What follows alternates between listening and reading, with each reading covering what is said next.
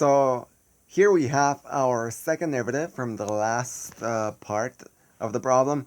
And like we said before, these points where the second derivative is 0 and where it transitions in sign from negative to positive or positive to negative, these are our inflection points. So we have inflection points at these three locations, which are x equals 1, negative 1, 1, and 3. You should also know that aside from the second derivative being equal to 0, and it is also a point where it transitions in sign, an inflection point has to exist. There has to be an f of x for it to be an inflection point. In other words, f of negative 1, 1, and 3 must exist. So we can just say, assuming f of negative 1, f of 1, and f of 3 exist. Now that's a very safe assumption here, because the derivative is smooth and continuous. So meaning that the derivative exists everywhere between negative 3 and 4, which means the actual function f of x is itself continuous and smooth. So this is a very safe assumption, and those would be your inflection points. Let's take a look at the last question. Given that the function at 1 is 3, write an expression for f of x that involves an integral. Find f of 4 and f of negative 2. So it should be clear how to go from the derivative backwards into the function. What's the opposite of the derivative? The antiderivative, right?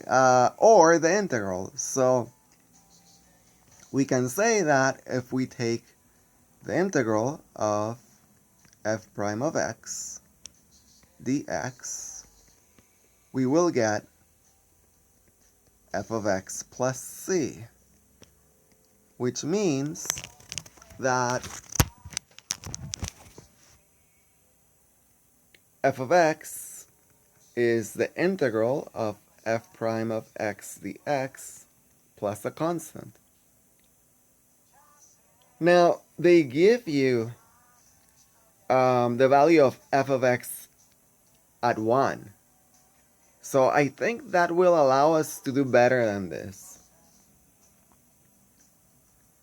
Remember that we can take the integral from a number, so we can do it, let's say, from the given value of f of x. Let's do it from 1. We'll do it from 1 to x. And so here, I can't have the same variable as limit of integration as my variable of integration. So then here, we're going to change this to a t. And this is what they call a dummy variable. Whatever variable you have inside an integral, it doesn't really matter. The integral will be the same. Now, hopefully this looks familiar. This is basically your fundamental theorem of calculus, which tells you that if you integrate a continuous function, you get its antiderivative at the upper limit minus the antiderivative at the lower limit. So you see from here, we will be able to solve for f of x like we did up there. But now we know what the constant is. So if we solve for f of x, we get the integral from 1 to x of f prime of t dt plus f of 1. And f of 1 is 3, so I'm just going to write here plus 3. I think this is a better expression. And so let's continue from here. So finally, we are going to figure out what is f of 4 and f of negative 2. So the function at 4 is going to be given by the integral from 1 to 4 of our derivative plus 3. So remember that the derivative here is still this graph. Don't get confused by the t, which is just part of the notation here. Maybe this is why they wrote the derivative in the graph just as f prime, because they knew you were going to get to this point.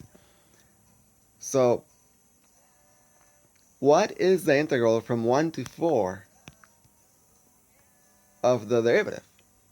Well, the integral is the area between the curve and the function, between the curve, and the x-axis, and they told us that that area was 12. Now, because that area is under the x-axis, then we say that that integral is negative 12. We just add 3 to that, and now we have the value of f of 4. Let's move on to do the last part of the question, and then we'll just summarize, because remember, everything that we're doing here, it's coming from f prime, so you've seen that there is a lot of information we can get from f prime. So we are going to plug in 2 for x as our upper limit, and then we'll see what we get.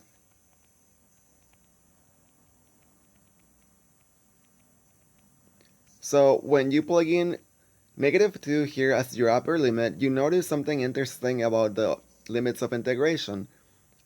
So these are not in order, right? They're not going from smaller to largest.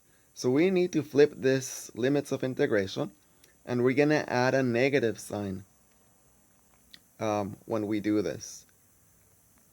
So then next, we're just going to replace the integral with the value of the area from negative 2 to 1, which is this area. So they had told us that that area was 9. So that negative is this guy, which we introduced to swap the limits. And then the area itself, it's negative 9 because it's, again, under the x-axis. So then we just simplify, and so we will get 9 plus 3, which is 12.